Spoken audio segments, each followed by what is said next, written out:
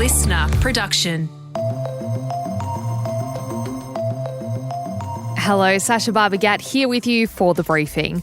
Last year it seemed the world had got a handle on mpox, also known as monkeypox. The virus causes blisters across the body and can be life-threatening to people with compromised immune systems. But last week, the World Health Organization declared mpox a public health emergency of international concern again, and infection rates are rising in Australia. You don't get large-scale population spread because based on survey data, we think about half of all gay and bisexual men in Australia have received the vaccine. And so that just highlights that if we want to control this better, we do need higher rates of vaccination. So why is mpox back and how worried should we be? That deep dive in the second half of this episode. First though, Bension Siebert is here for the headlines. Today's Tuesday, the 20th of August. Good morning, Sasha. The man dubbed Britain's Bill Gates is missing after his luxury super yacht sank off the coast of Italy. Mike Lynch, his lawyer, and 4 others haven't been seen since a freak storm hit the $30 million vessel, causing it to sink in waters off Sicily. 15 people, including Lynch's wife and a 1-year-old, have been rescued. 1 person has been confirmed dead. This local was among the first to respond. We found the EP, an onboard alarm signal, but the ship was no longer there. We found pillows, wood, items belonging to the ship afloat. But for the rest, we didn't find anyone. Divers found the wreckage of the yacht 50 metres below the surface with further searches planned. The British-flagged 56-metre Bension had a crew of 10 people and 12 passengers. Yeah, this is really full on, Bension, and I think it's important to understand who Mike Lynch is and kind of why this is getting so much international attention. So he co-founded British tech firm Autonomy in 1996. He then went on to back several successful tech firms and came to be regarded by some as the UK's answer to Microsoft's Bill Gates. He then made his riches by selling his company to the US computing giant Hewlett-Packard in 2011. At a cost of more than $16 billion Australian. But that sale was then linked to fraud charges for Lynch, and he spent the next decade fighting those. In June this year, he was acquitted, and he blamed HP for botching the integration of the 2 companies. So, a very high-profile man, maybe not a household name in Australia, but definitely someone who is very important in the business world. And, this is a huge story. In the US, the Democratic National Convention kicks off in Chicago today, our time, with US President Joe Biden set to introduce the woman who replaced him in the presidential election, Kamala Harris. The Democrats will be hoping to continue the upward momentum Harris has enjoyed since she replaced Biden on the ticket, but the war in Gaza is one issue that threatens to undermine the Democrats' image of unity. Thousands of protesters are rallying outside the convention against the Biden administration's position on Israel, Sasha. Yeah, and meantime, cracks continue to be on display in Donald Trump's campaign. A conservative Republican and former George Bush-appointed judge, his name is J. Michael Luttig, he's announced he's endorsing Harris over Trump, who he describes as an existential threat to American democracy. We've also, in the last couple of days, had a number of right-wing influencers who have previously been very vocal in their support of the former president. They've started speaking out about his efforts to campaign against Harris. So there's definitely a lot of doubt. People who don't like Donald Trump might look at his supporters and go, oh, how can they support him? But you can't deny that there is a big group of people who, no matter what he says or does, will back him. And to have these particular influencers, so I'm talking people like Candace Owens and Nick Fuentes, they've come out and they're saying he's not doing a good enough job. That is going to be a big blow to Trump's campaign. Yeah, and on the Republican side, the Republicans have officially made their case to impeach Joe Biden, releasing a report that accuses him of corruption in relation to his son Hunter Biden's business dealings. The report doesn't actually contain any proof that Biden acted corruptly himself, but it says that Hunter and Joe Biden's brother James made deals with foreign entities on the basis that they could corruptly influence the president. The impeachment may well pass the House of Representatives, but it's very likely to fail in the Senate, which is dominated by Democrats. There's more grim news, unfortunately, when it comes to home ownership in Australia. A new report has found those of us working in the most common jobs, so retail managers, nurses, aged care workers, teachers, they cannot comfortably afford to buy right now. The analysis by The Guardian shows they'd need to spend more than 2/3 of their pay to cover monthly mortgage payments on a median-priced property. And when it comes to saving for a 20% deposit, it'd take people in those jobs as much as 20 years if they saved 15% of their salary every year. I don't think, Bension, these details are particularly surprising, but to see it put out in such stark numbers is very, very grim for, most people in Australia who just cannot afford to get onto the property ladder. The analysis also found no one employed in the top 10 most common jobs could afford to buy a house without experiencing housing stress. And that is when the rate of mortgage repayments is more than 30% of household income. And a new report has found that 1 in 3 Australians are getting financial advice from social media influencers. Half of people aged 18 to 24 and 10% of people aged over 55 are using platforms like YouTube, Facebook and TikTok to get money tips.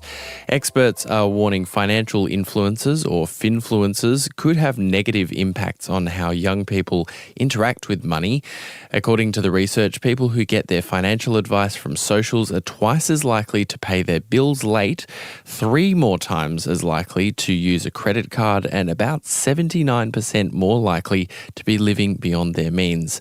Now, Sasha, it's important to mention that in Australia, giving financial advice without a licence is illegal. You might notice if you're listening to any news organisation that talks about something that's even vaguely financial, you hear a line that says something like, "This is not financial advice, this is just general," or something like that. The reason is that you can go to jail for giving financial advice when you're not actually a financial advisor. Australia's Financial Services Minister, Jane Hume, recently compared influencers who give financial advice to, quote, "the bloke down the pub who wants to tell you all about the really great company he just invested in." So you got to be careful when you're listening to what these people say online. Totally. However, I've got to say I did find this report a little bit like your grandparents railing against social media and saying like, "Oh, you shouldn't do this on social media," because I know that when I was going through the process of buying a house, while I wasn't taking what these finfluencers were saying as gospel, I did actually find it really helpful to I'd randomly get videos about, the different processes that come with buying a house. It'd hit my feed and I'd watch it and I'd go, "Oh, that's really interesting," which would then lead me to do my own research. Now, I know that not everyone interacts with social media that way. They might see someone who is a finfluencer and go, "Oh, well, everything they're saying must be right." But I've got to say, I found it very educational going into the property market as one example, or investing or trying to save more money can be really intimidating when you don't know much about money.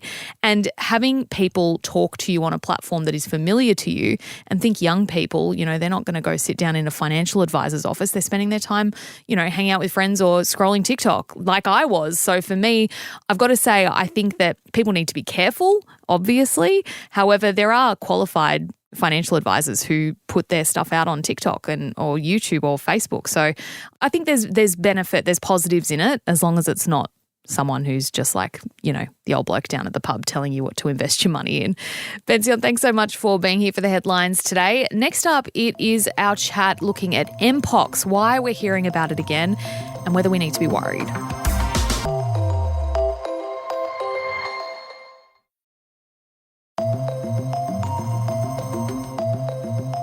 If you cast your mind back to around this time a couple of years ago, mpox, which used to be called monkeypox, was surging. The World Health Organization had declared mpox a public health emergency of international concern, which is a very big deal. Last time they'd done that was for COVID. But by May 2023, they cancelled that declaration. Well, it's back. Last week, the WHO announced mpox was once again a public health emergency of international concern. So why can't we get a hold of this thing? How worried should we be about its spread in Australia and elsewhere? And what can people here do to keep themselves safe? Professor Andrew Grulich is an expert on sexually transmissible infections and their spread, and the head of the HIV Epidemiology and Prevention program at the Kirby Institute. Andrew, welcome back to the briefing. We've spoken about mpox on the show before, but just quickly catch us up. What exactly is mpox? Why is it no longer called monkeypox? And how serious is it as an infectious disease? Mpox is a disease that we've really only heard much about in the last couple of years, but we have known it as a disease of humans for some decades now. It is a disease that's been recently transmitted to humans from animals. And, originally it was thought that part of that transmission was monkeys, but monkeys is not the major mode of transmission. It's from a variety of other small mammals in African settings. And so monkey was never accurate. It was also associated with stigmatizing people. It's critical that we avoid stigma with conditions like this so people will present for testing and treatment. So it's very definitely mpox now. The first outbreak, which you would have probably covered 2 years ago in 2022, was a global outbreak, largely in men who have sex with men. And it's actually still ongoing, but it's slower in most of the world at lower rates than in 2022. There is a vaccine for this condition, and when this happened around the world in 2022, targeted vaccination of gay and bisexual men was part of the response and part of the reason why it declined. What we're seeing now is something quite different. We're seeing expansion of disease in the African setting, which is where the transmissions from animals occur. But now we're seeing person-to-person transmissions and higher numbers, which is part of the reasoning for why the World Health Organization has just declared it what they call a public health emergency of international concern. So what does that declaration mean? How worried should we be at this stage? And how should we be thinking about the infection rate? The reason that WHO has this declaration as a tool is that there's a very tried and trusted set of responses for infectious diseases which need to be implemented when we see new epidemics or epidemics that are getting larger. And this declaration basically just enables a more global response. It enables more resources, more cash to be mobilised to direct at these responses. And that's at education for the public. It's also for the diagnostic capabilities, and that's critical because this is a condition that can look rather like chickenpox and other conditions. So you do need diagnostic facilities which have been lacking in Africa but are beginning to be built, facilities for treatment, and critically for monkeypox vaccine, because there is a vaccine, there's not enough of it, and this declaration will help get that vaccine to Central Africa where it's needed most of all at the moment. Back in 2022, when this was first kicking off, it seemed very much like the kind of infectious disease that could be a really serious and devastating global pandemic. And then it kind of dropped off, and it seemed that there was a really incredible public health win, and including in Australia. What's happening to the numbers in Australia now, and why do you think that that's changed? Yeah, look, just firstly, it certainly can be a serious health issue, particularly for people with impaired immunity. For most people, what happens is people get a rash, and in the sexual setting, that's mostly that often presents around the genitals or around the anal region, but can spread around the body. And a flu-like illness, which comes and goes over about a 3-week period. But for people with impaired immunity, so in the Australian setting, that's mostly people with HIV who have not yet been treated, it can be a very severe infection indeed. And in the global epidemic since 2022, there have been more than 100,000 cases and about 200 or so deaths, and that's largely outside of Africa. You're right in saying that we had a good response in Australia and around high-income countries. Vaccine was rolled out to men who have sex with men in particular. And after the middle of 2022, numbers began to drop off. And, it was an enormous achievement in Australia that we had no cases associated with Sydney World Pride in 2023, where essentially the LGBT world came to Sydney. And, there was some worry that would lead to an outbreak, but rates of vaccination were excellent and that avoided that. But while vaccination was good enough to see that temporary decrease in cases, vaccination rates are not high enough to see no transmission. And so what we're seeing in Australia now is small bursts of transmission, which might be transmitted to 10 or 20 people or so, and then that group stop, and then you see another group somewhere else. But you don't get large-scale population spread because based on survey data, we think about half of all gay and bisexual men in Australia have received the vaccine. And so that just highlights that if we want to control this better, we do need higher rates of vaccination. Is there a specific issue with this disease when it comes to contact tracing because of, I suppose, the stigma around sexual intimacy in general? There certainly is an issue, and we just need to be practical and pragmatic. And the gay community in Australia, of course, has a long history of doing this with HIV.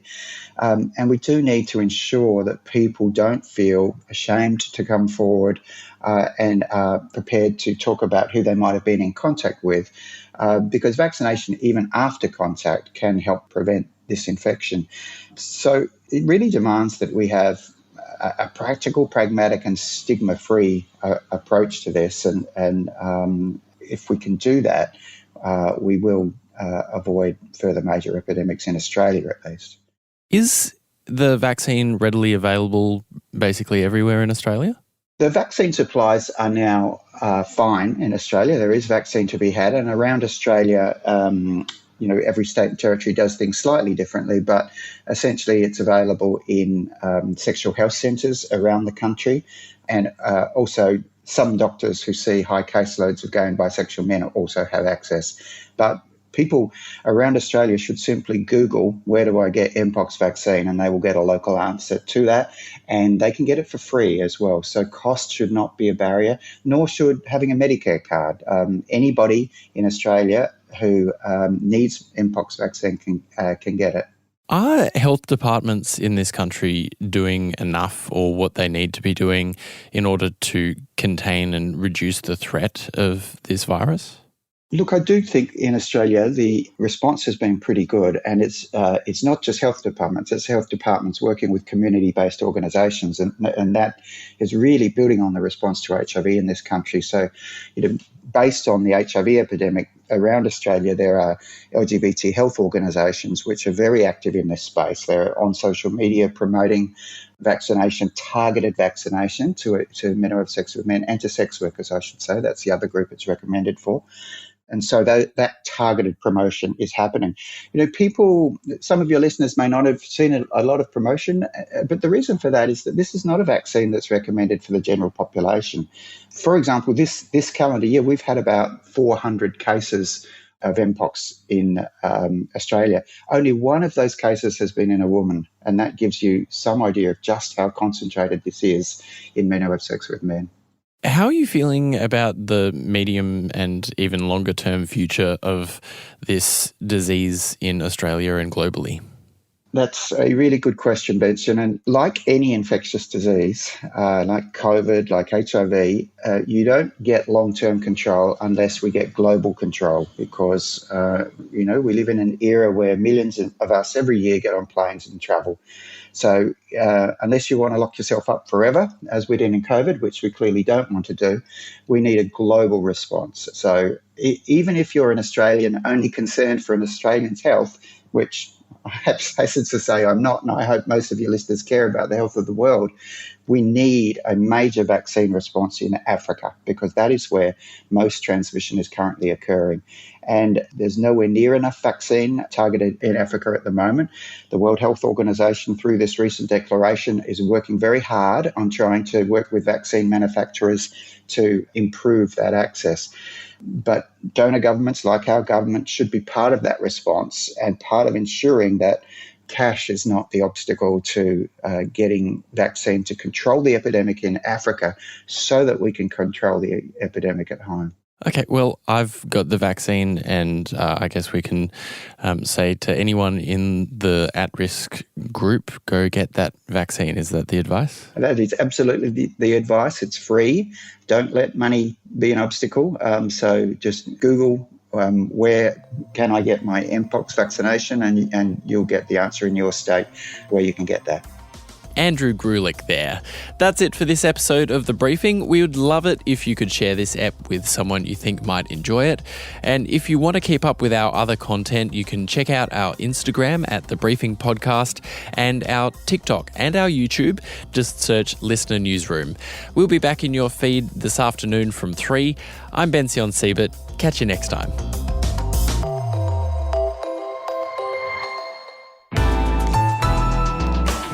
Listener.